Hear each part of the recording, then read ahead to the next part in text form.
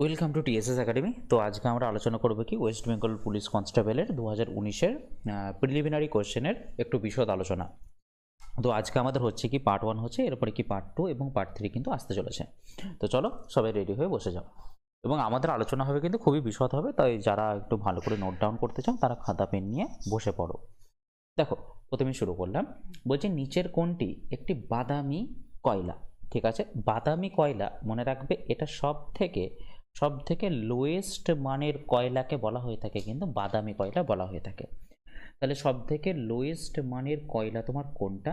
সব থেকে লোয়েস্ট মানের কয়লা হচ্ছে কিন্তু তোমার লিগনাইট হচ্ছে সব থেকে লোয়েস্ট কয়লা কিন্তু। ঠিক আছে, এরপরে এটা কথা বলি, তাহলে মনে প্রশ্ন আসতে পারে যে সব থেকে হাইয়েস্ট কয়লা কোনটা, মানে হাইয়েস্ট কোয়ালিটি সম্পন্ন কয়লা কোনটা। সেটা রাইট অ্যান্সার হবে কিন্তু তোমার অ্যান্থ্রাসাইট হয়ে যাবে হাইয়েস্ট মানের কিন্তু এটা। ওকে, আচ্ছা, এরপরে প্রশ্ন হবে যে তাহলে কি ওপর থেকে নিচের দিকে কি কি রয়েছে, মানে ওপর থেকে নিচের দিকে মানে হচ্ছে কি, আমি যেটা বলতে চাইছি যে কয়লার মানের ওপরে, হ্যাঁ, সেটা হচ্ছে কি অ্যান্থ্রাসাইট। ওকে, অ্যান্থ্রাসাইট কয়লা হচ্ছে তোমার প্রথম আসবে। নেক্সট তোমার কি আসবে, এটা মানে হচ্ছে কোয়ালিটির দিক থেকে, কোয়ালিটি সব থেকে সেরা হচ্ছে অ্যান্থ্রাসাইট। তো তারপরে কি আসবে, তারপরে আসবে তোমার হচ্ছে বিটুমিনাস। তারপরে আসবে কি বিটুমিনাস আসবে। তারপরে কি আসবে, তারপরে আসবে তোমার হচ্ছে সাব বিটুমিনাস। সাব বিটুমিনাস এটা আসবে তোমার তৃতীয়তে আসবে, এবং তার নিচে থাকবে তোমার হচ্ছে লিগনাইট। তার নিচে থাকবে কি লিগনাইট। এইটা হচ্ছে তোমার কিন্তু অ্যাকচুয়ালি সিরিজ, এটা হচ্ছে ওপর থেকে নিচের দিকে কিন্তু আসবে এটা। ওকে, তাহলে বুঝতে পারলে। তো চলো এরপরে আমরা নেক্সট প্রশ্নে যাই আমরা। ঠিক আছে, আচ্ছা, বলছে একজন মোটর আরোহী এ থেকে বি স্থানে 20 কিমি/ঘন্টা বেগে যান এবং 30 কিমি/ঘন্টা বেগে তিনি ফিরে আসেন, তাহলে গড় গতিবেগ তাহলে কত? দেখো, গড় গতিবেগের না আমাদের একটা ফর্মুলা রয়েছে, সেটা হচ্ছে কি বলতো, 2ab/a+b। ঠিক আছে, তাহলে কি হবে, 2 গুণিত, দেখো এ মানে হচ্ছে প্রাথমিক গতিবেগ আর বি হচ্ছে কি দ্বিতীয় গতিবেগ। তাহলে প্রাথমিক গতিবেগ ছিল কত 20, আর বি ছিল কত 30, বাই কত 20 + 30, তো 20 + 30 মানে কত 50। এরপর উপরে ক্যালকুলেশন করো, দেখো 2 গুণিত 20 গুণিত 30, এটাকে আমি কিন্তু কোনো কিছু গুণ করলাম না, রেখেই দিলাম, আর 20 আর 30 হয়ে যায় কত 50। এবার দেখো 50 দিয়ে সব কিছু কিন্তু কাটাকাটি চলে যায়, তাই না? আর এদিকে দেখো 5 × 4 = 20, তাহলে দেখো 4 × 2 = 8, 8 × 3 কত হয় 24। তাহলে রাইট অ্যান্সার হয়ে যাবে কত 24 কিমি/ঘন্টা হয়ে যাবে তোমার কিন্তু এখানে রাইট অ্যান্সার। তাহলে option 4 is the right answer. আচ্ছা, চলো নেক্সট, বলছে কে প্রথম ভারতের জাতীয় আয় নির্ধারণ করেছিলেন। দেখো, ভারতের জাতীয় আয় নির্ধারণ করেছিলেন কে, সেটা রাইট অ্যান্সার হবে কি দাদাভাই নৌরোজি। তিনি কিন্তু প্রথমে তোমার জাতীয় আয় কিন্তু নির্ধারণ করেছিলেন। তো এবার যদি বলা হয় যে দাদাভাই নৌরোজি সম্বন্ধে আর কিছু ইনফরমেশন, দেখো দাদাভাই নৌরোজিকে না গ্র্যান্ড ওল্ড ম্যান বলা হয়ে থাকে, গ্র্যান্ড ওল্ড ম্যান বলা হয়ে থাকে, এটা কিন্তু পরীক্ষায় প্রশ্নে এসে থাকে গ্র্যান্ড ওল্ড ম্যান। এবং মনে রাখবে সে কিন্তু মানে হচ্ছে হাউস অফ কমন্সের মেম্বার ছিলেন। হ্যাঁ, হাউস অফ কমন্স মানে যেটা কি বলতো, আমরা যেটাকে লোকসভা বলে থাকি, ঠিক আছে, হাউস অফ কমন্স। তো এইখানে কি বলতো, মানে দাদাভাই নৌরোজি ব্রিটিশেতে মানে ইংল্যান্ডেতে হাউস অফ কমন্সে তিনি মেম্বার ছিলেন। তো সেটা যদি বলা হয় কোন পার্টি থেকে তিনি বিলং করতেন, সেটা মনে রাখবে, এটাও কিন্তু ইম্পর্টেন্ট, সেটা হচ্ছে লিবারাল পার্টি। তোমাদের অপশনে দেবে কি লিবারাল পার্টি না লেবার পার্টি, তো তোমার রাইট অ্যান্সার হয়ে যাবে কিন্তু লিবারাল পার্টি। এটা খুবই ইম্পর্টেন্ট প্রশ্ন, পরীক্ষাতে বারবার কিন্তু এসে থাকে এটা। এবং এবং এনাকে এনাকে বলা হয়ে থাকে বেসরকারি রাষ্ট্রদূতও বলা হয়ে থাকে, বেসরকারি রাষ্ট্রদূত। ওকে, রাষ্ট্রদূত বলা হয়ে থাকে। আচ্ছা, প্রশান্তচন্দ্র মহলানবিশ কি, মনে রাখবে যদি আমাদের বলা হয় যে দ্বিতীয় পঞ্চবার্ষিকী পরিকল্পনা কার মতাদর্শ অনুযায়ী হয়েছিল, দ্বিতীয় পঞ্চবার্ষিকী পরিকল্পনাটা, এটা কিন্তু প্রশান্ত মানে চন্দ্র মহলানবিশের পরিকল্পনা অনুযায়ী কিন্তু হয়েছিল দ্বিতীয় পঞ্চবার্ষিকী পরিকল্পনাটা। আচ্ছা, সর্দার বল্লভভাই প্যাটেল কোন মানে সত্যাগ্রহের সাথে যুক্ত ছিল, সেটা মনে রাখবে বরদৌলি সত্যাগ্রহের সাথে তিনি কিন্তু যুক্ত ছিলেন, বরদৌলি সত্যাগ্রহ। ঠিক আছে, বরদৌলি সত্যাগ্রহ, এবং সেইখানেতেই তিনি কিন্তু এই সর্দার এই যে টাইটেলটা এটা তিনি কিন্তু পেয়েছিলেন। এবার যদি প্রশ্ন হয় যে বরদৌলি সত্যাগ্রহ কত সালে হয়েছিল, সেটা মনে রাখবে 1928 সালে হয়েছিল। সেটা কোথায় হয়েছিল, সেটা হয়েছিল কিন্তু গুজরাটে, সেটা হয়েছিল কিন্তু গুজরাটে। ওকে, তাহলে বোঝা গেছে। তো চলো এরপর আমরা নেক্সট প্রশ্নে যাই। বলছে দেখো অ্যাটমের সাথে মলিকিউল, ঠিক আছে, অ্যাটমের সাথে মলিকিউল, তাহলে সেলের সাথে কি হবে? তাহলে অবভিয়াসলি বুঝতে পারছো যে সেলের সাথে তাহলে টিস্যু হবে, অবভিয়াসলি, আর কিছু না। আচ্ছা, এরপরে দেখো এইটা হচ্ছে আমাদের প্রশ্ন। এই প্রশ্নে কি বলেছে দেখো, যে দর্পণেতে কোনটার আর কি হবে বলেছে, কোনটা দর্পণেতে হবে। তো আমরা এখানে দেখে কি বুঝতে পারছি দেখো, তাহলে দেখো দর্পণের ক্ষেত্রে কি হয়, যেটা দেখো দর্পণের কাছে সেটা কিন্তু সব থেকে কাছে থাকে, তাহলে কি এইটা হচ্ছে তোমার সব থেকে কিন্তু কাছে থাকবে। এটা এটা দেখো আরো কাছে, তাহলে এটা বসবে কোথায়, এটা তাহলে তোমার এইখানে থাকবে। এটা যদি এত দূরে থাকে এটা এখানে থাকবে। আচ্ছা তাহলে একবার মুছে নিই, একটু মুছে নিই একবার, দাঁড়াও, হোল্ড করো, লিঙ্ক স্লাইড। ওকে, তাহলে দেখো এটা দেখো এইখানে থাকবে, তাহলে এটা হচ্ছে দূরত্বটা কি, তাহলে তুমি এইখানে করে নাও। আচ্ছা, এটা তাহলে দেখো আয়নার সব থেকে কাছে, তাহলে তুমি এটা এইখানে করে নাও, ঠিক আছে। এরপর দেখো এই সরি সরি সরি, হ্যাঁ, এটা দেখো এইখানে রয়েছে, এটা তাহলে তুমি এইখানে করে নাও। এরপর দেখো লাস্ট একটা, এটা দেখো অনেকটাই দূরে আছে তাই না, তাহলে এইটাকে তুমি কি আয়না থেকে আর একটু এখানে দূরে করে নাও, ঠিক আছে, আয়না থেকে এইখানটা তুমি করে নাও, এইখানে করে নাও। আচ্ছা, তারপরে দেখো এইটা দেখো আর দূরে রয়েছে, তাহলে এটা তুমি কি এইখানে করে নাও। এবার তুমি শুধু কানেক্ট করে নাও, তাহলে দেখো এইটা এইটা এইটা এইভাবে শুধু কানেক্ট করে নিতে হবে আমাদের। ওকে, আচ্ছা, এরপরে দেখো এই যে এইটা যেটা রয়েছে এটা তো এইখানেতেই থাকবে, বুঝতেই পারছো, ওদের মাঝখানে গ্যাপেতেই এইখানেতেই কিন্তু থাকবে। আচ্ছা, এরপরে দেখো ওই যে ভেতরে যে চিহ্নটা, ভেতরের চিহ্নটা তো এটা তো এরকমই থাকবে না, ভেতরের চিহ্নটা তো এরকমই থাকবে, তাহলে এটাকে এইভাবেই রেখে দিলাম। তাহলে দেখো এই চিহ্নটা কোথায় আসছে ভালো করে দেখে নাও, দেখো অপশন সি ছাড়া কিন্তু আর কোথাতেও আসছে না, বুঝতে পারছো, অপশন সি ছাড়া। দেখো তোমাদের প্রশ্ন হতে পারে স্যার অপশন ডি কেন হচ্ছে না, অপশন ডি দেখো এটাকে দেখো গোল করে দিচ্ছে, আমাদের তো গোল তো এটা নেই, তাই না, এটা একটা মানে কি বলতো অর্ধচন্দ্রাকৃতি ভাবে কিন্তু রয়েছে এটা, তো সেই জন্য এটা হয়ে যাবে রাইট অ্যান্সার। আর বাকিগুলো দেখো এটা কিন্তু উল্টো পাল্টা করে দেওয়া আছে, এটাও তো হবে না, এবং দেখো এইটাও হবে না, তাহলে রাইট অ্যান্সার একমাত্র অপশন তিনটাই কিন্তু হবে। ওকে, বোঝা গেল তাহলে, চলো। হ্যাঁ, ঠিক আছে চলো। বলছে দেখো মনসবদারি প্রথা কে প্রচলন করেছিলেন, মনসবদারি প্রথা কে প্রচলন করেছিলেন, তো মনসবদারি প্রথা প্রচলন করেছিলেন কিন্তু আকবর করেছিলেন, ঠিক আছে। আচ্ছা, এবার দেখো মনসবদারি প্রথা তো তিনি প্রচলন করেছিলেন, আর কি কি তিনি করেছিলেন বলো তো, আর কি কি করেছিলেন তিনি, হচ্ছে কি হ্যাঁ তিনি হচ্ছে নাকি দ্বিতীয় পানিপথের যুদ্ধ হয়েছিল, ঠিক আছে, তিনি কি দ্বিতীয় পানিপথের যুদ্ধ করেছিলেন, সেটা কত সালে বলো তো, সেটা হচ্ছে 1556 সালে দ্বিতীয় পানিপথের যুদ্ধ হয়েছিল তার সাথে, ঠিক আছে। এবার দ্বিতীয় পানিপথের যুদ্ধ কার সাথে হয়েছিল, দ্বিতীয় পানিপথের যুদ্ধ হয়েছিল কিন্তু হিমুর সাথে হয়েছিল, হিমুকে তিনি পরাজিত করেছিলেন। এবার হিমুর একটা উপাধি ছিল, হিমুর কি উপাধি ছিল, তিনি বিক্রমাদিত্য উপাধি কিন্তু তিনি ধারণ করেছিলেন হিমু। ওকে, আচ্ছা, আর একটা কি তাকে যদি বলা হয় আকবর তো একটা মন শব্দেরই প্রথা তো চালু করেছিল, তাহলে আকবর কিন্তু আর একটা প্রথাও কিন্তু চালু করেছিল, সেটা হচ্ছে কি দহশালা বন্দোবস্ত, ঠিক আছে, দহশালা বন্দোবস্ত এটা কিন্তু আকবর চালু করেছিল। আর আকবর সম্বন্ধে আরও কিছু যদি ইম্পর্টেন্ট প্রশ্ন যদি বলা হয় যে সতীদাহ প্রথা, সতীদাহ প্রথা এবং বাল্যবিবাহ এই দুটো কিন্তু তিনি নিষিদ্ধ করেছিলেন, বাল্যবিবাহ তিনি কিন্তু নিষিদ্ধ করেছিলেন, এটা কিন্তু খুবই ইম্পর্টেন্ট প্রশ্ন। যখনই তোমাকে দেখো সতীদাহ প্রথা যখন তোমাকে বলে দেবে না, তখনই তোমার ডিরেক্ট চলে যাবে কিন্তু হচ্ছে রাজা রামমোহন রায় এবং যে লর্ড উইলিয়াম বেন্টিং ওই জায়গায় চলে যাবে। কিন্তু যদি তোমার লর্ড উইলিয়াম বেন্টিং যদি অপশানে না থাকে, আকবর যদি অপশানে থাকে, তখন অবভিয়াসলি কিন্তু তোমরা আকবরেতে অবশ্যই কিন্তু টিক মারবে। ওকে, আচ্ছা, আর কি আছে দেখো, এবার দেখো তোমার রয়েছে কিন্তু জাহাঙ্গীর। এবার জাহাঙ্গীর কি, জাহাঙ্গীর কি মনে রাখবে, আকবরের ছেলের নাম হচ্ছে জাহাঙ্গীর। এবার জাহাঙ্গীরের আসল নাম ছিল কিন্তু মনে রাখবে সেলিম ছিল, জাহাঙ্গীরের আসল নাম সেলিম। তো এরপর জাহাঙ্গীর সম্বন্ধে যদি কিছু গুরুত্বপূর্ণ যদি বলতে চাই, জাহাঙ্গীর কি করেছিলেন, পশু হত্যা নিষিদ্ধ করে দিয়েছিলেন, পশু হত্যা তিনি পুরোপুরিভাবে নিষিদ্ধ করেছিলেন দুটো দিনের জন্য, সেটা কোন কোন দিন, একটা হচ্ছে তোমার রবিবার আর একটা হচ্ছে কি বৃহস্পতিবার। এরপর রবিবার বন্ধ করার কারণ কি, কারণ রবিবার তিনি ছিল কি আকবরের জন্মদিন ছিল, ঠিক আছে, আকবরের জন্মদিন ছিল রবিবার, মানে ওর বাবার জন্মদিন ছিল, তাই রবিবার তিনি বন্ধ রাখতেন মানে পশু হত্যা, এবং বৃহস্পতিবার যেই দিন তিনি সিংহাসনে বসেন, যেদিন তিনি সিংহাসনে বসেন সেই দিন ছিল বৃহস্পতিবার, তো সেই দিন তিনি পশু হত্যা পুরোপুরিভাবে বন্ধ রেখেছিলেন। আচ্ছা, আর একটা প্রশ্ন পড়ে জাহাঙ্গীর থেকে, যে কি দ্বাদশ আইন, দ্বাদশ আইন, ঠিক আছে, দ্বাদশ আইন কে প্রচলন করে, সেটা কিন্তু জাহাঙ্গীর করে থাকে। আর জাহাঙ্গীরের সাথে আরেকটা প্রশ্ন এসে থাকে যে উইলিয়াম হকিন্স কার সময় এসেছিল, তো উইলিয়াম হকিন্স কিন্তু এসেছিল, উইলিয়াম হকিন্স, ঠিক আছে। তারপরে হচ্ছে তোমার উইলিয়াম হকিন্স দিলাম, আর হচ্ছে তোমার টমাস রো, ঠিক আছে, এইটা কিন্তু পরীক্ষায় পড়ে থাকে, টমাস রো। এই দুটো কিন্তু মানে যারা এসেছিল বাইরে থেকে তারা কিন্তু জাহাঙ্গীরের সময় এসেছিল।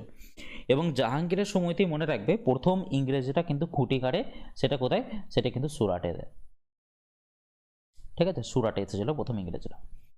আচ্ছা, এরপর দেখো শেরশাহ, শেরশাহ সম্বন্ধে গুরুত্বপূর্ণ যদি কথা বলা যায়, তিনি দুটো মুদ্রা চালু করেন। মুদ্রার নাম হচ্ছে কি, একটা রূপোর মুদ্রা, সেটা হচ্ছে কি রুপিয়া, ঠিক আছে, রূপোর মুদ্রা রুপিয়া, এবং একটা সোনার মুদ্রা ছিল, তো সোনার মুদ্রাটার নাম ছিল কি আশরফি, সোনার মুদ্রাটার নাম ছিল কি আশরফি ছিল। আচ্ছা, আর কি ছিল, আর হচ্ছে কি তার সাথে গুরুত্বপূর্ণ যদি ঘটনা তুমি বলো, যে 1539 সালে একটা যুদ্ধ হয়েছিল, সেই যুদ্ধটা হয়েছিল কি চৌসারের যুদ্ধ বলা হয়ে থাকে, সেই যুদ্ধটার নাম কি চৌসারের যুদ্ধ।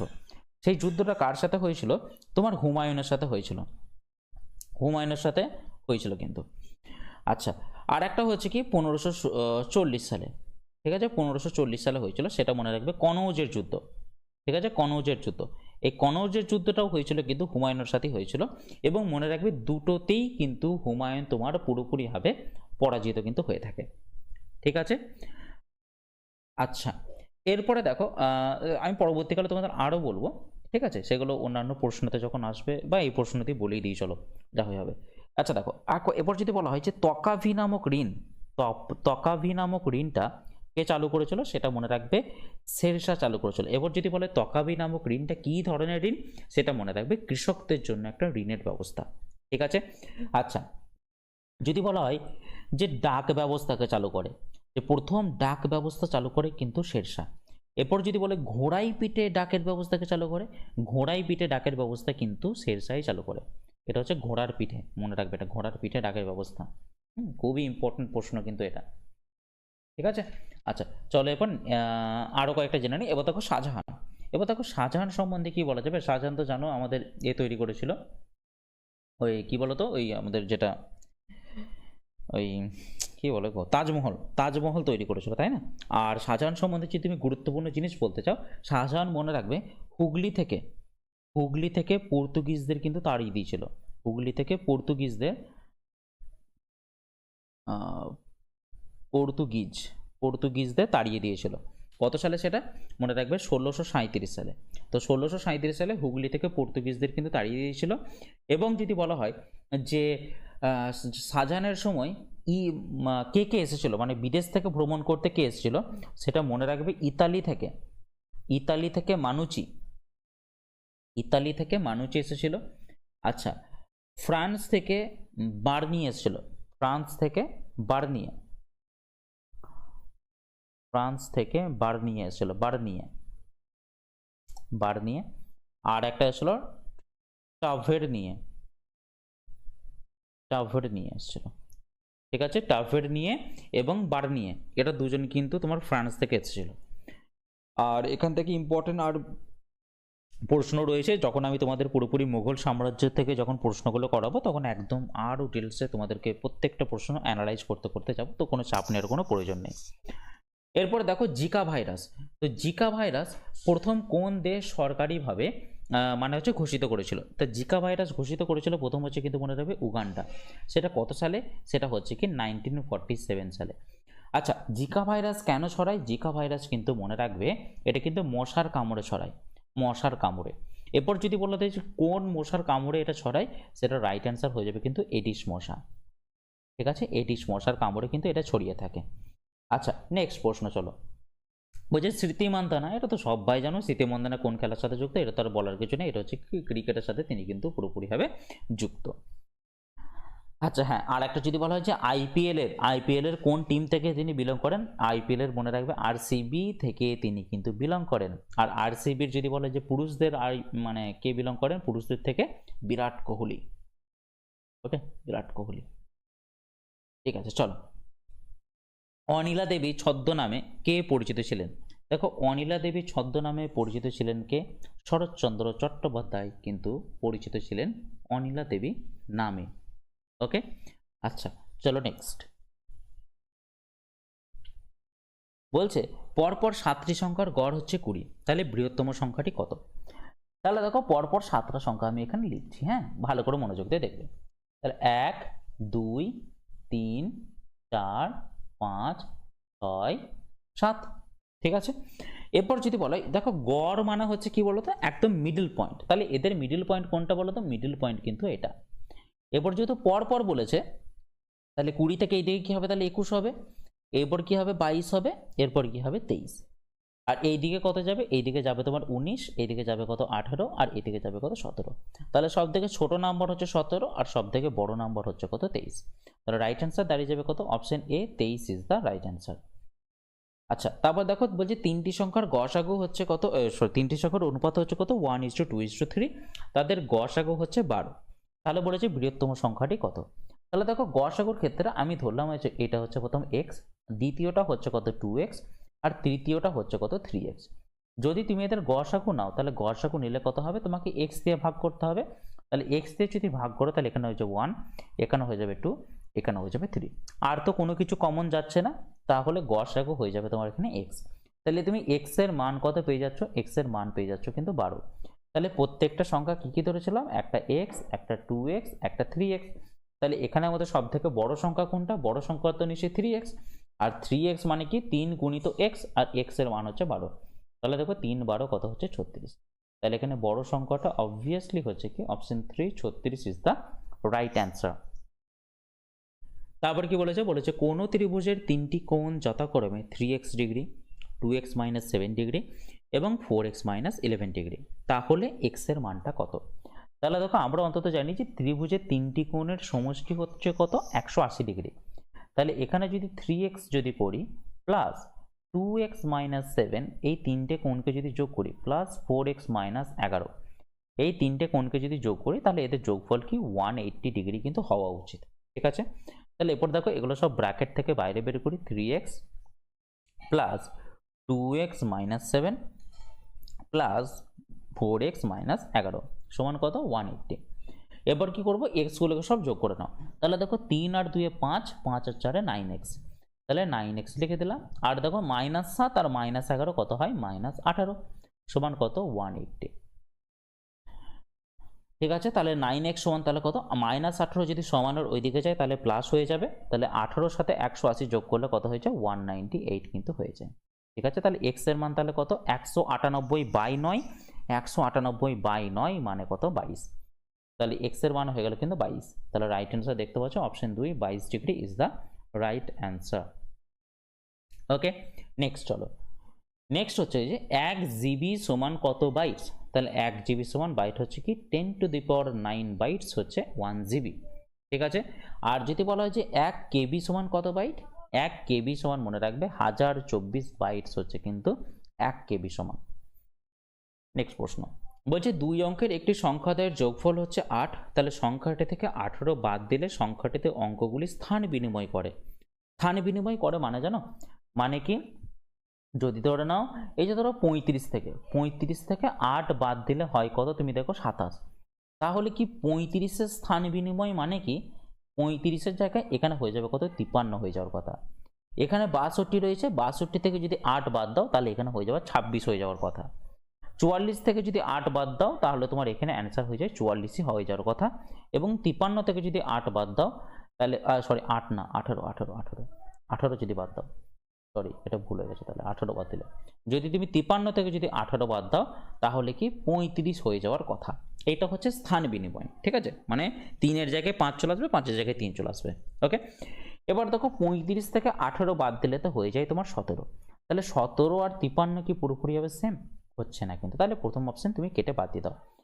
দেখো 62 থেকে যদি তুমি 18 বাদ দাও তাহলে কত হবে? তোমার 44 হয়ে যাবে। তাহলে দেখো 62-র স্থান বিনিময় করলে কত হয়? 26 হয়ে যাওয়ার কথা, কিন্তু হচ্ছে 44। তাহলে এইটাও কিন্তু তোমার এখানে হবে না। নেক্সট দেখো 44 থেকে যদি 18 বাদ দাও তাহলে হয়ে যাবে তোমার এখানে 26। তাহলে 44-এর যদি স্থান বিনিময় করে তাহলে 44ই থাকে। আর দেখো 26 তো হচ্ছে না, স্থান বিনিময় করে 26 আর 44 তো মিলছে না, তাহলে এটাও কিন্তু ভুল অ্যান্সার হয়ে যাবে।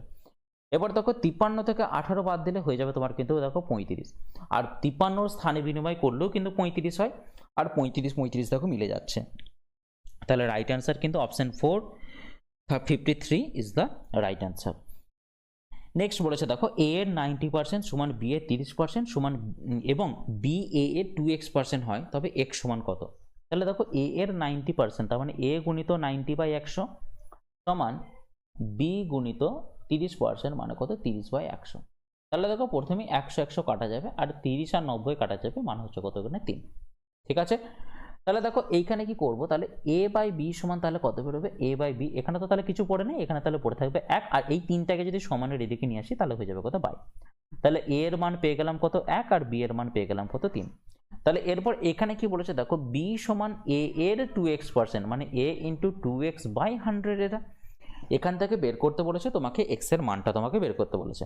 আচ্ছা, বি এর মান তুমি কত পেলে? বি এর মান তো বললাম এখানে 3, তাহলে 3টাকে এখানে বসিয়ে দাও।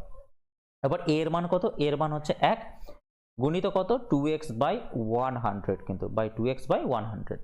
এরপরে দেখো আমি কাটাকাটি করতে পারি, 2 এর সাথে 100 যদি কাটাকাটি করি তাহলে হয়ে যায় কিন্তু 50, আর এই 50টা যদি সমানের ওই দিকে চাই তাহলে গুণ হয়ে যাবে, তাহলে 3 গুণিত 50 হয়ে যাবে, এটা সমান হচ্ছে কত? তাহলে x গুণিত 1 মানে কত? x। তাহলে x এর মান কত দাঁড়িয়ে গেল? x এর মান দাঁড়িয়ে গেল কিন্তু 150 দাঁড়িয়ে গেল। তো right answer option 4, 150 is the right answer. Next তারপরে দেখো বলছে AB dash BCA dash AB dash BC dash CA. তাহলে আমরা কি করবো দেখো, সবগুলো 3টে করে একটু ভাগ করে নাও। তাহলে এইটা 3টে, এইটা 3টে, এটা 3টে, এইটা 3টে এবং এইটা 3টে কিন্তু ভাগ রয়ে গেল। ওকে, আচ্ছা এরপরে দেখো আমি যদি এইখানেতে যদি বসাই, যে দেখো এখানে দেখো বিসি হয়ে গেছে, মানে এখানে যদি আমি সি, দেখো একটাই তো ফাঁকা থাকছে, এখানে তুমি একটা জিনিস দেখতে পাচ্ছ, বারবার একই জিনিস কিন্তু রিপিট হচ্ছে, এর বাইরে কোনো কিন্তু নেই। তাহলে আমি যদি এখানে এবিসি যদি বসাই, এবিসি, তারপরেই দেখো বিসি এর পরে কিন্তু দেখো বিসিটাকে প্রথমে দিয়েছে, তারপরে লাস্টে কিন্তু এ দিয়েছে, হলো। আচ্ছা, তাহলে এইখানে বিসি এর পরে তাহলে প্রথমে কি থাকা উচিত? সি এ থাকা উচিত, তারপরে বি থাকা উচিত। আচ্ছা, যেহেতু লাস্ট এখানে এ বি দিয়ে শেষ হয়েছে, তাহলে এখানেও তো প্রথমে এ বি দিয়ে শুরু হওয়া উচিত, আর লাস্টে সি থাকা উচিত। দেখো লাস্টে সি, এবার দেখো লাস্টে বিসি দিয়ে শেষ হয়েছে, তার মানে এখানে বিসি দিয়ে কিন্তু শুরু হবে, তাহলে বিসি দিয়ে দেখো শুরু হচ্ছে, আর এ দিয়ে কিন্তু শেষ হবে। তাহলে রাইট অ্যান্সার চলে আসবে কত? C C A B. C C A B কোথায় অ্যান্সার আছে দেখো, option 3, C C A B is the right answer. বোঝা গেল তাহলে? আচ্ছা চলো নেক্সট। বলছে 4টি দ্রব্যের বিক্রি মূল্য যদি 5টি দ্রব্যের ক্রয় মূল্যের সমান হয়, তাহলে দেখো 4টি দ্রব্যের বিক্রি মূল্য মানে কি 4টের সেলিং প্রাইস সমান হচ্ছে কি 5টির ক্রয় মূল্যের সমান, তাহলে শতকরা কত লাভ হবে? তাহলে আমরা এখানে কি করব, selling price by cost price করে নেব, সমান কত? 5, আর ওই 4টা যদি সমানের এদিকে আসে তাহলে কত হয়ে যাবে? 4। তাহলে দেখো সেলিং প্রাইস 5 টাকা, তুমি 5 টাকায় বিক্রি করছো 4 টাকায় কিনে, মানে তোমার ক্রয় মূল্য 4 টাকা কিন্তু বিক্রি মূল্য 5 টাকা, তাহলে তোমার প্রফিট কত টাকা? প্রফিট কিন্তু 1 টাকা। এই প্রফিট তুমি কার উপরে করবে? নিশ্চয়ই ক্রয় মূল্যের উপরে করবে। ক্রয় মূল্য কত? 4 টাকা, তাহলে 4 টাকার উপরে 1 টাকা প্রফিট, তাহলে 100 টাকার উপরে কত টাকা প্রফিট? তাহলে দেখো রাইট অ্যান্সার চলে আসবে কত? 25%। 4 25 কেটে দাও, 25%। তাহলে option 2 is the right answer, 25%। Next দেখো বলছে পিতা ও পুত্রের বর্তমান বয়সের সমষ্টি হচ্ছে 100 বছর। 5 বছর পর, 5 বছর পূর্বে তাদের বয়সের অনুপাত ছিল 2:1। তাহলে 10 বছর পর তাদের বয়স কত হবে? 10 বছর পর কত বয়স হবে? আচ্ছা, বর্তমান বয়সের সমষ্টি হচ্ছে 100 বছর। আচ্ছা, 5 বছর আগে তাদের বয়স ছিল কত? বয়সের অনুপাত ছিল 2:1। তাহলে দেখো প্রেজেন্ট, আমি বললাম প্রেজেন্ট পিতা প্লাস পুত্র হচ্ছে কত? 100। ঠিক আছে, 100 বছর। ঠিক আছে, টোটাল বয়সটা এটা। যদি বলে যে 5 বছর আগে, দেখো 5 বছর আগে মানে হচ্ছে পিতারও 5 বছর মাইনাস হবে এবং পুত্রও কিন্তু 5 বছর মাইনাস হবে, মানে আলটিমেটলি কি তোমার এখান থেকে 100 থেকে তোমার 10 মাইনাস হবে, মানে 10 বছর মাইনাস হয়ে যাবে। তাহলে 5 বছর আগে পিতা ও পুত্রের মোট বয়স ছিল কিন্তু 90 বছর। এই 90 বছরটাই দেখো 2:1 অনুপাতে কিন্তু বিভক্ত। এই 90টাই কিন্তু 2:1 অনুপাতে বিভক্ত, মানে আমি বলতে পারি তাহলে এটা হচ্ছে তোমার পিতা আর এটা হচ্ছে পুত্র। তাহলে টোটাল ইউনিট কত? 3 ইউনিট। এই 3 ইউনিটের মানই কত? 90 তোমাকে বলে দিয়েছে। তাহলে 3 ইউনিট মানে যদি 90 হয়ে যায়, তাহলে 1 ইউনিট মানে কত? 1 ইউনিট মানে 90/3 মানে হচ্ছে 30। তাহলে 5 বছর আগে পিতার বয়স ছিল কত, 30 দুগুণে 60, আর ছেলের বয়স ছিল কত, 30। 5 বছর আগেকার বয়স কিন্তু এটা। এরপর দেখো 5 বছর পরে তার বয়স কত হবে, তাহলে +5, তার মানে এটা তাদের প্রেজেন্ট এজ বেড়ে গেল, তাহলে 65 আর 35, তাহলে এদের কিন্তু সেটা বর্তমান বয়স বেড়ে গেল। এরপর বলেছে 10 বছর পর তাদের বয়স কত হবে, তাহলে 10 বছর পর মানে ফিউচার, তাহলে এর সাথে 10 যোগ করো, তাহলে এর সাথে 10 যোগ করো, তাহলে 65 আর 10-এ কত হয়, 75 হয়ে যাবে, আর এই দিকে হয়ে যাবে তোমার কত, 45। তাহলে রাইট অ্যান্সার 75 আর 45 যেখানে আছে সেটা হয়ে যাবে তোমার কিন্তু এখানে রাইট অ্যান্সার। ওকে, বলছে ব্যারোমিটার পার্ট হঠাৎ কমে গেলে আবহাওয়ার কি পরিবর্তন হবে।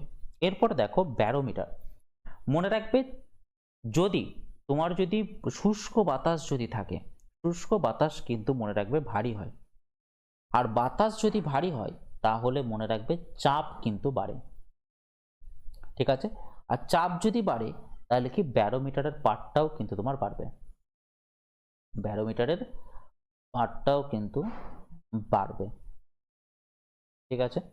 আচ্ছা, জলীয় বাষ্পযুক্ত বায়ু, জলীয় বাষ্পযুক্ত বায়ু, ঠিক আছে, জলীয় বাষ্প তোমার হালকা হয়, কিন্তু জলীয় বাষ্পযুক্ত বায়ু কিন্তু হালকা হয়, তার মানে কি মনে রাখবে চাপ কিন্তু কমবে, বাতাসের চাপ কিন্তু কমবে, আর বাতাসের চাপ যদি কমবে তাহলে ব্যারোমিটারের পার্ট কিন্তু তোমার কমবে, ঠিক আছে, এইটুকু মাথায় রেখে দাও।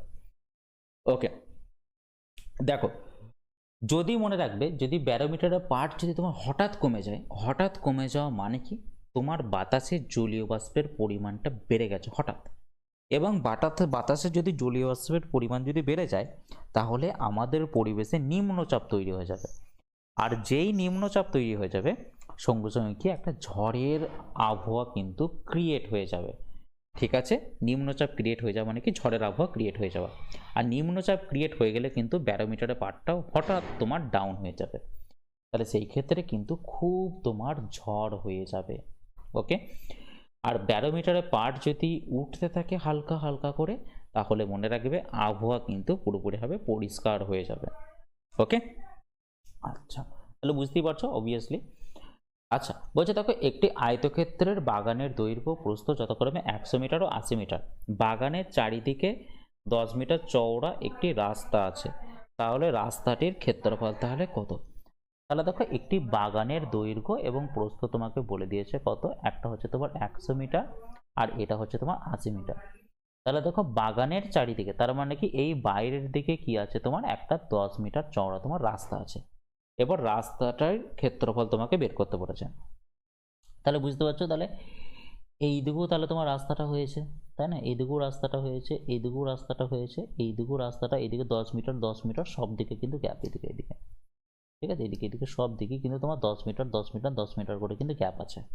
ওকে, আচ্ছা 10 মিটার করে যদি গ্যাপ থাকে তাহলে আমার টোটাল এইখানটা যে 10 মিটার রয়েছে তাহলে টোটালটা কত, এইদিকে 100, এইখানে মাঝখানে তো 100, আর এইটুকু কত তাহলে তোমার 10, তাহলে টোটাল এই দৈর্ঘ্যটা কত হবে, টোটাল দৈর্ঘ্যটা হবে কিন্তু 120 মিটারে হয়ে যাবে কিন্তু টোটাল দৈর্ঘ্যটা, ঠিক আছে। আর যদি প্রস্থর দিকে তুমি যদি তাকাও তাহলে প্রস্থ এইটুকু তো হচ্ছে তোমার 80 মিটার, তাহলে 80 মিটার উপরের দিকে তাকাও 10 আর নিচের দিকে তাকাও 10, তার মানে কত মিটার হয়ে যাবে, নিচের দিকে 10, তাহলে কত মিটার হয়ে যাবে, 100 মিটার কিন্তু হয়ে যাবে।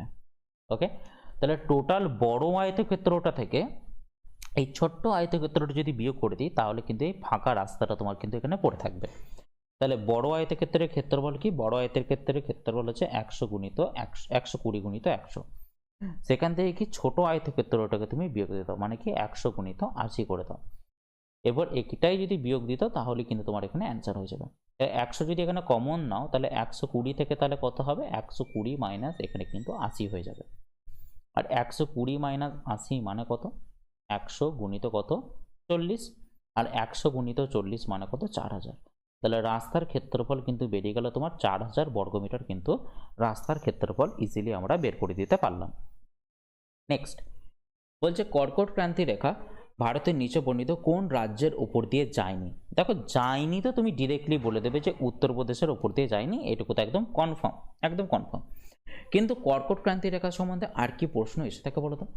কর্কট ক্রান্তি রেখা কত ডিগ্রি রেখাকে বলা হয়ে থাকে, অক্ষরেখাকে বলা হয়ে থাকে, মনে রাখবে 30.5 ডিগ্রি নর্থ অক্ষরেখাকে কর্কট ক্রান্তি রেখা বলা হয়ে থাকে। এই কর্কট ক্রান্তি রেখা কটা দেশের উপর দিয়ে গেছে, 17টি দেশের উপর দিয়ে কিন্তু গেছে কর্কট ক্রান্তি রেখা, 17টি দেশের উপর দিয়ে গেছে। এবং যদি বলা হয় যে কটি রাজ্যের উপর দিয়ে গেছে, ভারতের কটি রাজ্যের উপর দিয়ে গেছে, ভারতের মনে রাখবে 8টি রাজ্যের উপর দিয়ে কিন্তু গেছে এটা। তো রাজ্যগুলো কি কি? রাজ্যগুলো হচ্ছে প্রথমত যেটা হচ্ছে কি গুজরাট, নেক্সট হচ্ছে কি রাজস্থান, নেক্সট হচ্ছে মধ্যপ্রদেশ, তারপর কি ছত্তিশগড়, ছত্তিশগড়, তারপর কি ঝাড়খণ্ড, ঝাড়খণ্ড, তারপর কি তোমার পশ্চিমবঙ্গ, পশ্চিমবঙ্গ, তারপর কি ত্রিপুরা, তারপরে কি মিজোরাম। ঠিক আছে, এইগুলো হচ্ছে টোটাল কিন্তু তোমার 8টি রাজ্য যাদের উপর দিয়ে কর্কট ক্রান্তি রেখা কিন্তু গেছে। আর একটা প্রশ্ন পড়ে যে কোন নদী কর্কট ক্রান্তি রেখাকে দুবার অতিক্রম করেছে? ঠিক আছে, কোন নদী কর্কট ক্রান্তি রেখাকে দুবার অতিক্রম করেছে সেটা কিন্তু মনে রাখবে মাহি। এই মাহি নদী কি কর্কট ক্রান্তিকে দুবার অতিক্রম করেছে, মানে কি এইভাবে ধরে না এইভাবে গিয়ে এরকম করে গিয়ে আবার এইভাবে আর কি অতিক্রম করেছে একটা। ঠিক আছে, কর্কট ক্রান্তিকে দুবার অতিক্রম করে নিয়েছে। ওকে, চলো নেক্সট বলছি নিচের কোনটি অন্যদের থেকে আলাদা? নিচের কোনটি অন্যদের থেকে আলাদা? যদি দেখো এখানে দেখো একটাই একমাত্র ভাওয়েল রয়েছে এটা, বাকিগুলো সব দেখো এক একটা করে কিন্তু কনসোনেন্ট। তো option C is the right answer. তা বলছে কিসের অভাবের জন্য দুধকে এখন সুষম খাদ্য বলা চলে না? ঠিক আছে, বলা চলে না কারণ এর মধ্যে কি ভিটামিন সিটা নেই, মানে কি লোহা এবং ভিটামিন সি নেই বলে কিন্তু মানে এটাকে সুষম খাদ্য আর কিন্তু বলা চলে না। ওকে, নেক্সট চলো। মোবাইল ফোনে ব্যবহৃত প্রযুক্তি জিএসএম এর পুরো কথাটির অর্থ কি? এটা হচ্ছে কি গ্লোবাল সিস্টেম ফর মোবাইল, এটা হচ্ছে রাইট অ্যান্সার। তারপর দেখো আজ মঙ্গলবার হলে আজ থেকে 53 দিন পরে কি বার হবে? দেখো 53 দিন পর যদি বলে তাহলে আলাদা অ্যান্সার হবে, আর যদি বলে 53তম দিনে কি বার হবে তাহলে সেটা কিন্তু আলাদা একটা অ্যান্সার হবে। ঠিক আছে, দেখো 53কে প্রথমে কি করতে হবে 7 দিয়ে তোমাকে ভাগ করতে হবে, তাহলে 53কে 7 দিয়ে ভাগ করে তুমি যদি করো তাহলে কত অবশিষ্ট থাকবে? 7 7 49, মানে কত 4। তাহলে এই তুমি 4 ঘর শুধু যোগ করে দাও, মানে কি 53তম দিনেতে কি বার হবে? দেখো মঙ্গলবার থেকে তুমি 4 যোগ করো, মঙ্গলবার থেকে 4 ঘর তুমি যোগ করো, মানে কি বুধ, বৃহস্পতি, শুক্র, শনি। তাহলে 53তম দিনে হবে কত? 53তম দিনে হবে কিন্তু শনিবার। আর যদি বলে যে 53তম দিন পরে কি বার হবে, ঠিক আছে 53 দিন পরে কি বার হবে, তাহলে কিন্তু তোমার অ্যান্সার চলে আসবে কিন্তু রবিবার। ঠিক আছে, কিন্তু এখানে তোমার পরীক্ষাতে অ্যান্সার কিন্তু নিয়েছে শনিবার, তো এটা রাইট অ্যান্সার আপাতত শনিবার করতে বাধ্য হচ্ছে, কিন্তু এটা রাইট অ্যান্সার হওয়া উচিত কিন্তু রবিবার, কারণ বলেছে তোমাকে 53 দিন পরে কি বার হবে। ওকে, এটা অ্যান্সার নিয়েছে, ওটা 53তম দিনে কি বার হবে। আচ্ছা, বলছে স্রোতের অনুকূলে এবং স্রোতের প্রতিকূলে একটি নৌকার বেগ যথাক্রমে 12 কিমি পার ঘন্টা এবং 8 কিমি পার ঘন্টা, তাহলে স্থির জলে 24 কিমি যেতে নৌকাটি কত সময় নেবে? দেখো যদি তোমাকে নৌকার বেগ যদি বের করতে হয়, তাহলে আমাদের কি করতে হয়? অনুকূলে গতিবেগ প্লাস প্রতিকূলে গতিবেগ বাই 2 করে দিলে কিন্তু আমাদের নৌকার গতিবেগ কিন্তু বেরিয়ে যায়। তাহলে অনুকূলে গতিবেগ কত? 12 কিমি পার ঘন্টা প্লাস প্রতিকূলে গতিবেগ 8 কিমি পার ঘন্টা বাই 2, মানে কত 20/2, মানে কত 10 কিমি পার ঘন্টা হচ্ছে কি আবার নৌকার গতিবেগ। ঠিক আছে, বলেছে স্থির জলে, মানে কি যেখানে স্রোত নেই সেইখানেতে নৌকার গতিবেগ কি হবে? তাহলে দেখো 10 কিমি যায় 1 ঘন্টায়, তাহলে 24 কিমি যাবে কত ঘন্টায়? তাহলে 24 কিমি যাবে 24/10 ঘন্টায়, মানে কত 2.4 ঘন্টায় কিন্তু যাবে কে নৌকাটি কিন্তু চলে যাবে যদি মানে স্রোত যদি না থাকে। তো right answer option 2 is the right answer. VVPAT কিসের সঙ্গে যুক্ত? দেখো ভিভিপিএটি যুক্ত কিন্তু সাধারণ নির্বাচনের সাথে যুক্ত। এটা প্রথম করা হয়ে থাকে কোথায়? 2014 সালে প্রথম যখন গভর্নমেন্ট তৈরি হয়, প্রথম অ্যাকচুয়ালি নয়, মানে লোকসভা যখন ইলেকশন হয়, সাধারণ নির্বাচন যখন হয়েছিল তখন কিন্তু ভিভিপিএটি কিন্তু ব্যবহার করা হয়েছিল। ওকে, আচ্ছা চলো নেক্সট। বলছে এক ব্যক্তি 61 কিমি পথ 9 ঘন্টায় অতিক্রম করে, এই যাত্রাপথের কিছু অংশ তিনি পদব্রিজে 4 কিমি/ঘন্টা বেগে এবং বাকি অংশ 9 কিমি/ঘন্টা বেগে সাইকেলে অতিক্রম করেন। তাহলে তিনি পদব্রজে কতটা দূরত্ব তিনি অতিক্রম করেছিলেন? তাহলে দেখো তিনি কি 61 কিমি 9 ঘন্টায় অতিক্রম করেন তিনি। ওকে, আচ্ছা কতটা দূরত্ব অতিক্রম করেছিলেন বলেছে। তাহলে ধরে নাও যে হেঁটে x কিলোমিটার গিয়েছিল, ঠিক আছে, আর বাকি টোটাল পথ তো 61 কিলোমিটার, ঠিক আছে, তাহলে বাকি পথ কত? নিশ্চয়ই 61 - x, বাকি পথ এটা দিয়ে বলছে এই দূরত্বটা। হ্যাঁ, তাহলে কি এবার তোমার তাহলে এই দূরত্ব বাই তুমি যদি গতিবেগ করো, দূরত্ব বাই গতিবেগ করলে কত হয়ে যায় তোমার? দূরত্ব বাই গতিবেগ করলে হয়ে যায় তোমার কিন্তু টাইম বেরিয়ে যায়। তাহলে এটা হচ্ছে তোমার হেঁটে যেতে তোমার টোটাল টাইম লেগেছে এই দূরত্বটা যেতে, আর এইটা দেখো সাইকেলে যেতে মানে কি বাই 9, তাহলে এটাকে সাইকেলে যেতে তোমার কিন্তু এটা টাইম লেগেছে। এটা সমানই কি টোটাল টাইমটার যোগফল হচ্ছে কত? 9 ঘন্টা। এরপর নিয়ে নাও কি এদের একটা ক্যালকুলেশন করে নাও। দেখো 4 × 9 হয়ে যায় কত? 36, ঠিক আছে, তাহলে 36কে 4 দিয়ে ভাগ করলে 9 হয়ে যায়, আর 9 এর সাথে x এর গুণ হয়ে যাবে কত? 9x। এবার দেখো 36কে 4 দিয়ে 9 দিয়ে ভাগ করলে হয়ে যায় 4, আর 61 গুণিত 4 হয়ে যাবে কত? 4 × 1 = 4, 4 × 6 কত? 24, মাইনাস কত? 4 এর সাথে x গুণ হলে হয়ে যাবে কত? 4x সমান কত? 9। এরপর দেখো 9x থেকে 4x বাদ দিলে কত হয়ে যাবে তোমার? 5x প্লাস কত? 244 সমান কত? 36টা যদি সমান ওর দিকে চাই তাহলে গুণ হয়ে যাবে, আর 6 × 9 = 54, 4 × 3 = 27, 27 আর 5 কত? 32, ঠিক আছে, 324। তাহলে 5x সমান তাহলে কত? 5x সমান হচ্ছে 324 মাইনাস 244। তাহলে 5x সমান তাহলে কত? তাহলে 4 × 4 = 0, 4 × 8 = 12, 2 × 1 = 3 80। তাহলে x সমান তাহলে কত? 80/5, 80/5 মানে কত? 16। তাহলে রাইট অ্যান্সার হচ্ছে 16 কিলোমিটার তিনি কিন্তু সাইকেলে অতিক্রম করেছিলেন। তাহলে option A is the right answer. Next বলছে ভারী জল হেভি ওয়াটার কোনটাতে পরিচিত, মানে কোন নামে পরিচিত? তো হ্যাঁ, ভারী জল মনে রাখবে এটা কিন্তু হাইড্রোজেনের আইসোটোপ দ্বারা তৈরি কিন্তু জল। এটা মানে কি ভারী জলকে মনে রাখবে D2O কিন্তু বলা হয়ে থাকে, ভারী জলের সংকেত হচ্ছে D2O, বা এটাকে তুমি এইভাবে বলতে পারবে 1H2 এইটাকেও আকারে তুমি বলতে পারো, বা এটাকে তুমি ডয়টোরিয়াম অক্সাইডও বলা হয়ে থাকে, ঠিক আছে, ডয়টোরিয়াম অক্সাইডও কিন্তু এটাকে বলা হয়ে থাকে। বলছে 7,000 টাকা লগ্নি করে একটি ব্যবসা শুরু করে, 3 মাস বাদে বি তার অংশীদারি হয়, 1 বছর বাদে তাতে লভ্যাংশের হয় অনুপাত হয় 2:3। তাহলে বি কত টাকা লগ্নি করেছিল? তাহলে দেখো আমি বললাম হচ্ছে এ আর বি, তাহলে এ ইনভেস্টমেন্ট করেছিল কত টাকা? 7,000 টাকা ইনভেস্টমেন্ট করেছিল। এর 7,000 টাকা ইনভেস্ট করে ওর কত মাস ছিল? 12 মাস ছিল। এরপর বি কত টাকা ইনভেস্ট করেছিল? আমি ধরে নিলাম এক্স টাকা ইনভেস্টমেন্ট করেছিল, কিন্তু বি কত মাসের জন্য ইনভেস্ট করেছিল? যেহেতু 3 মাস বাদে যেহেতু, তাহলে বি এর কিন্তু 9 মাসের জন্য তোমার কিন্তু ইনভেস্টমেন্ট হয়েছিল, ঠিক আছে। তুমি চাইলে এখানটা কাটাকাটি করে নিতে পারো, কোনো অসুবিধা নেই। এখানে 3 × 3 = 9, এটা হচ্ছে 3 × 4 = 12। ওকে, 3 × 4 = 12 মানে এটা আমি লিখে দিলাম কত? 7,000 গুণিত 4 সমান কত? এখানে 3x আমি লিখে দিলাম। দিয়ে এদের লভ্যাংশ বলে দিয়েছে কত? 2:3 বলেছে লভ্যাংশ, ঠিক আছে।